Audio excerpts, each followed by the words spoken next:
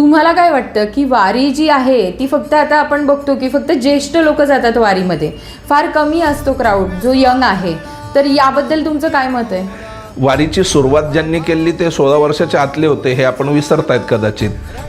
ते जातायत कमी किंवा ज्येष्ठ लोक, याला थोडंसं दुर्दैव म्हणावं लागेल. कारण आपल्याकडे मटेरियलिस्टिक लाईफ, एक सुविधांनी युक्त आयुष्य, यालाच आपण जास्त महत्त्व देतोय. आता त्या सुविधाच आयुष्यात दुविधा निर्माण करतायत ही गोष्ट अजून वेगळी.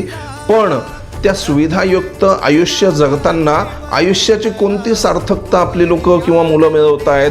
फक्त आहार, निद्रा, भय आणि मैथून, स्वतः खाणे, प्रजा उत्पन्न करणे, एखाद्या ठिकाणी नोकरी करून स्वतःची योग्यता तिथे प्रस्थापित करण्यासाठी प्रचंड प्रतिस्पर्धा उभी करणे, या व्यतिरिक्त शिक्षणाचा दुसरा काही उपयोग होतोय का? त्यापेक्षा इकडच्या ठिकाणी शिक्षण नसावं असं माझं म्हणणं नाही आहे, पण त्या शिक्षणाचा उपयोग कुठे असावा त्यासाठी तुम्हाला धर्मच मार्गदर्शन करू शकतो. कारण शिक्षणाने तुम्ही सुविधा उत्पन्न करून घ्याल, त्या सुविधांचं रूपांतर दुविधांमध्ये होताना आजच आपण बघतोय.